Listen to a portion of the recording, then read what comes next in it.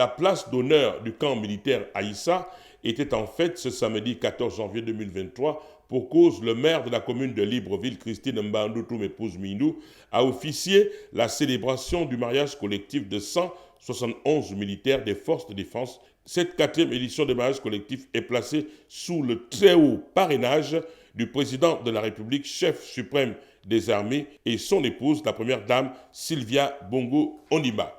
L'événement s'est déroulé en présence de la vice-présidente de la République, Rose Christiane Osuka-Raponda, des ministres de la Défense nationale, Félicité Ongori Ngoubili, de la Justice, garde des Sceaux et chargée des droits de l'homme, Erline Antonella Ndembe, épouse Damas, et d'autres membres du gouvernement, sans omettre la présence du gouverneur de la province de l'Est-Tuère, Marie-Françoise Dikumba.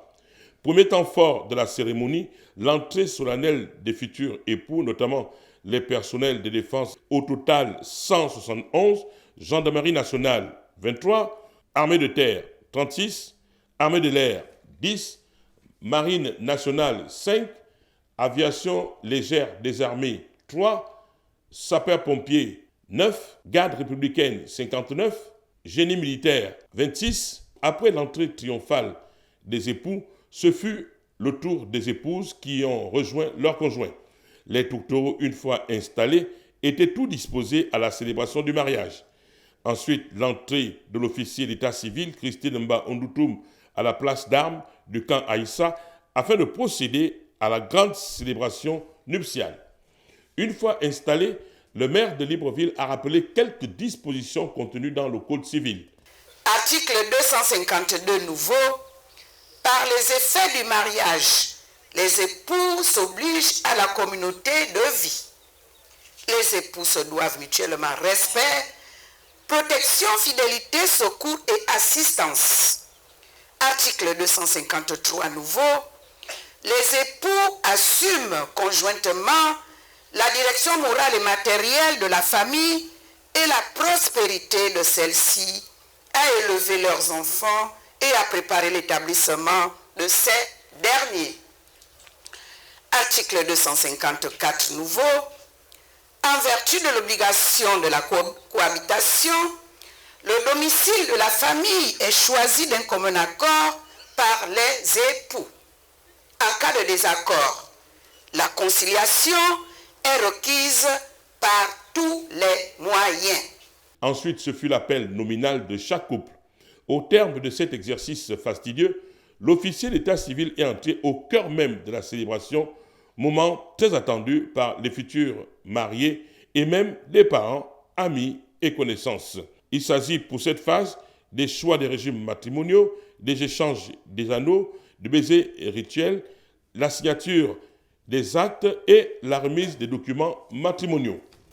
Les futurs époux ont opté pour l'option monogamique sous le régime de la communauté des biens, à l'exception de 2 couples qui ont choisi le régime de la séparation des biens. Conformément aux dispositions des articles 177 et 264 du Code civil, le présent mariage que je suis en train de célébrer ne pourra être dissous que par les dispositions suivantes. 1. La mort de l'un des époux. 2. Le divorce légalement prononcé. 3. La décision de justice prononcée après la déclaration d'absence. 4. L'annulation du mariage. Messieurs, en ce qui concerne chacun de vous, consentez-vous à prendre pour épouse légitime, pour le meilleur et pour le pire, ces ravissantes demoiselles à côté de vous? Mesdemoiselles, en ce qui concerne chacune de vous, consentez-vous à prendre pour époux légitime, pour le meilleur et pour le pire, jusqu'à ce que la mort vous sépare, ces tendres messieurs à vos côtés? On applaudit très fort, s'il vous plaît. Il a élevé la dimension, il a élevé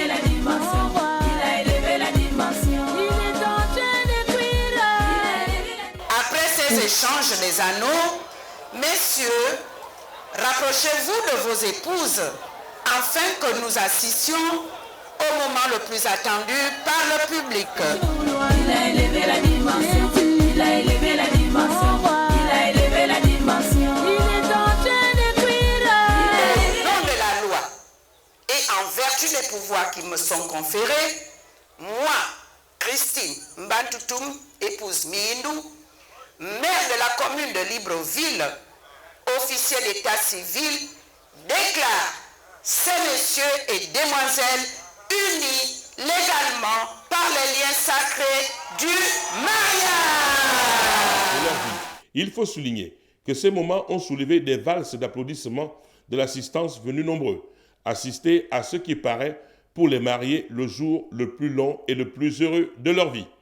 Comme l'exige la célébration nuptiale, le maire de Libreville a prodigué quelques conseils pour le fonctionnement harmonieux d'une vie de couple. La cérémonie a pris fin par la photo de famille suivie d'un cocktail dînatoire. Au sortir de ce mémorable mariage collectif, le ministre de la Défense nationale, visiblement satisfaite, a livré son sentiment. Pour nous, c'est un acte social fort. Pour le chef d'État, c'est une concrétisation des valeurs de solidarité, de cohésion, de fraternité, gage de développement si cher au chef d'État. Et comme vous le savez également, le mariage est la première institution sociale. Donc, il vient de procurer à tous ces couples des droits et la stabilité. La présidente de l'Association des épouses des personnels de défense, Mme Oligui Nguema Zita, a également exprimé sa satisfaction et expliqué brièvement le rôle qu'a joué l'association pour le mariage des militaires. Un sentiment de joie, une immense joie. Nous sommes très contents et nous remercions ici le couple présidentiel qui a été notre soutien, particulièrement la première dame, notre marraine, qui nous a beaucoup soutenus. Et dans le cadre des activités de la fédération, nous avons initié cette année le mariage collectif, qui est un plan d'action de notre fédération. Nous avons sensibilisé dans les différentes casernes. Le bureau fédéral a effectué une visite de sensibilisation dans les différentes casernes au niveau des forces de défense. Nous sommes passés à la garde républicaine, nous sommes passés au génie militaire, l'armée des terres, l'armée de l'air, etc. Pour les personnels de défense qui ont convolé en os, le mariage collectif est une véritable consécration, une aubaine que leur a offert le président de la République. Je suis très ravi, très content du mariage collectif que la première dame a organisé au Gabon. Vraiment, je suis très content de ça et aujourd'hui, c'est une journée spéciale. Vraiment, on est très heureux tous ici, présents. Vraiment, je remercie le président de la République d'avoir célébré ce mariage-là et s'appelle la première dame. Nous sommes très ravis et très contents.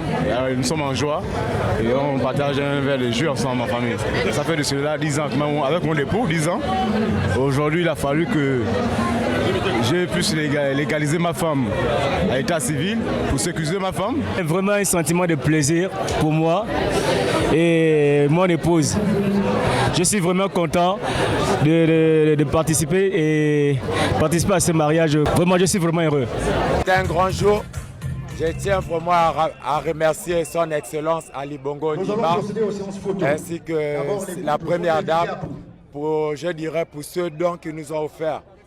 Parce que ma femme et moi, présents ici, ça nous fait 17 ans de concubinage.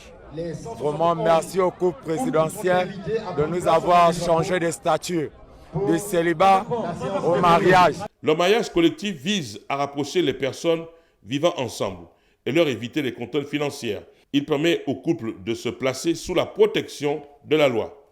En remontant l'histoire, c'est depuis les années 1960 qu'a commencé les mariages collectifs. C'est une caractéristique des églises, notamment de l'église de l'unification du milliardaire Sun Myung Moon, en Corée du Sud. C'est dans cette église qu'a été célébré le premier mariage collectif avec 3500 couples de différentes nationalités.